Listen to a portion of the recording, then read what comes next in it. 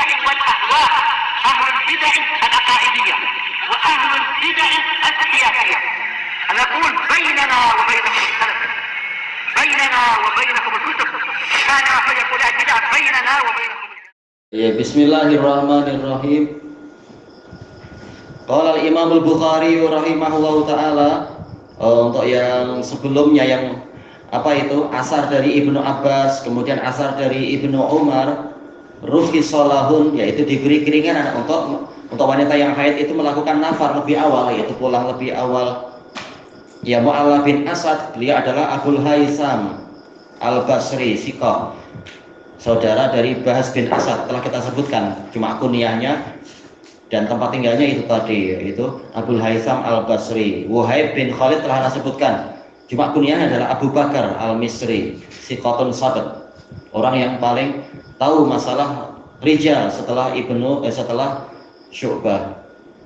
Kemudian Abdullah ibnu Tawus telah kita sebutkan pujian untuk beliau, cuma kunyahnya adalah Abu Muhammad Al-Yamani. Ayahnya Tawus bin Kaisan, beliau adalah Abu Abdirrahman Al-Yamani juga. Kemudian asar Ibnu Umar sanadnya sama. Sekarang kita masuk ke bab yang baru.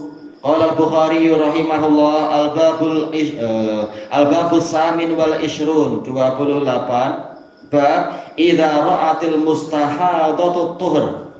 Apabila wanita yang mengalami istihadah itu melihat kesucian, maksudnya adalah yaitu dia tidak lagi melihat adanya darah haid, cuma sekedar ya darah-darah biasa, maka tentunya dia wajib mandi dan sholat.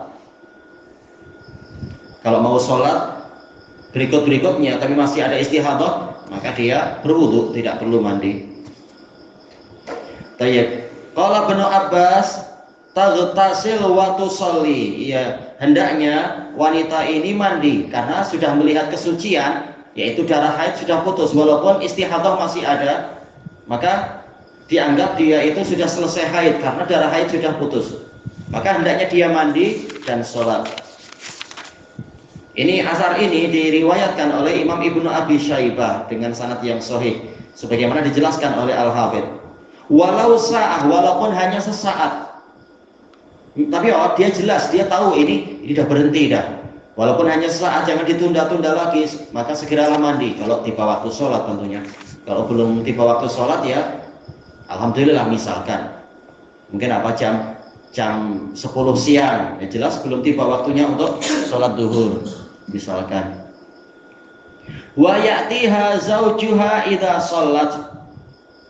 Apabila wanita ini sendiri sudah boleh sholat, berarti suaminya juga sudah boleh mendatangi dia. Ini asar yang lain.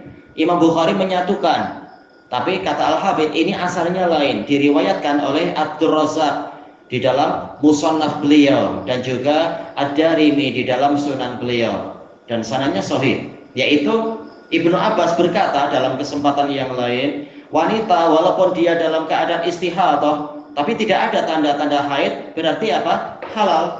Berarti dan dia memang wajib sholat karena Nabi menyuruh dia sholat, sebagaimana kita lewati dari hadis Aisyah terkait dengan Fatimah bintu Abi Hubais itu, dan nanti akan disebutkan lagi dengan sanad yang lain oleh Bukhari.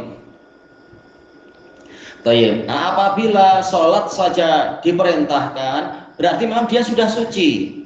Kalau dia sudah suci, berarti memang suaminya boleh mendatangi dia. Wassolatu a'zam, dan sholat itu lebih besar.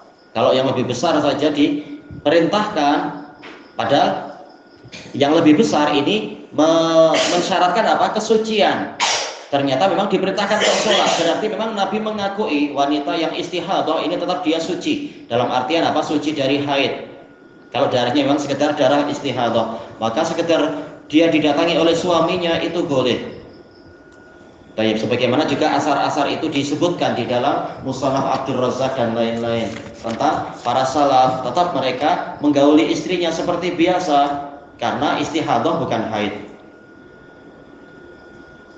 Dan wassalatu a'zam memang ini diriwayatkan dari Ibnu Abbas juga. Jadi bukan sekedar kalam Al-Bukhari, tapi memang ini adalah dari Ibnu Abbas, tapi dari sanad yang lain lagi, wassalatu a'zam. Kemudian kita masuk ke hadisnya. Qala rahimahullahu taala al-hadisul hadi wasalasun ba'da salasimi'ah 331. Haddatsana Ahmad ibn Yunus an Zuhair qala haddatsana Hisham an Urwah an Aisyah radhiyallahu anha qalat. Hadis ini terulang-ulang terus, Masya Allah.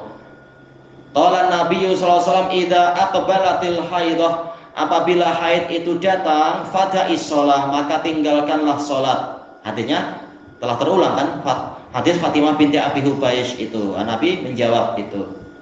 Wa idza adbarat, dan apabila haidnya pergi, faghtasili ankidam, maka cucilah darahmu itu. Tapi tentunya apa? Ya mandi. Kalau darah haidnya sudah hilang, mandi, bukan sekedar darah dibersihkan tapi mandi. Wa sholli, dan lakukanlah sholat. Telah kita lewati ada beberapa riwayat yang sebagian rawinya itu mengalami kekeliruan. Tapi ini di dalam apa? Yang ditampilkan oleh Imam Ibnu Katsir di dalam Daras Pagi itu. Yang mana apa? Kalau tidak salah yang keliru siapa waktu itu? Ibnu Abi Dzib keliru di dalam meriwayatkan dari Ibnu Syihab Az-Zuhri. Semua murid-murid Ibnu Syihab menyebutkan yaitu mandi untuk haidnya. Sementara yang di dalam riwayat siapa tadi? Ibnu Abi Dzib itu adalah mandi untuk setiap kali sholat dalam keadaan istihadah. Tentunya ini keliru. Mandinya adalah untuk masalah haidnya. Adapun setelahnya cukup dibersihkan, ditahan jangan sampai darah menetes, kemudian wudhu dan sholat, cukup berwudhu. Mandinya terkait dengan haid, bukan terkait dengan istihadah. Istihadah tidak mewajibkan mandi. Baik. Sebagaimana itu telah dijelaskan oleh sejumlah ulama. Itu di Daras Pagi juga kah? Dan juga di Daras ini juga ya sebenarnya telah kita lewati. Baik. Kemudian Ahmad bin Yunus, beliau adalah Abu Abdullah Ahmad bin Abdullah bin Yunus Al-Kufi, dinisbatkan kepada datuknya, kepada kakeknya. Beliau Ahmad bin Abdullah bin Yunus. An Zuhair, beliau adalah Zuhair bin Muawiyah Abu Khaisamah Al-Kufi juga, siqatun sabtun. Yang tadi siqah, ini siqatun sabt. Qala haddatsana Hisham bin Abdullah, Hisham Abu Abdullah, Hisham bin Urwah ibni Zubair. An Urwah, beliau adalah Urwah Abu Abdullah juga, Urwah ibnu Zubair ibni Al-Awwam Al-Madani. Hisham Madani juga. Urwah salah satu dari fuqaha Madinah Sab'ah. Kemudian Aisyah Ummu Abdullah Ma'ruf. Baik. Sananya terulang ya, dari Hisham ke atas itu sering terulang-ulang. Intinya adalah bahwasanya wanita yang mengalami istihadah, jika dia melihat kesucian yaitu darah haid telah pergi, maka dia wajib sholat, ya, mandi kemudian sholat. Kalau begitu berarti memang suci, maka suaminya boleh untuk mendatangi dia, tidak masalah. Baik. Ilahuna wallahu a'lam. Untuk yang berikutnya kita akhirkan. Subhanakallahumma wa bihamdika la ilaha illa anta astaghfiruka wa atubu ilaik. Alhamdulillahirabbil alamin. Jazakumullahu khairan.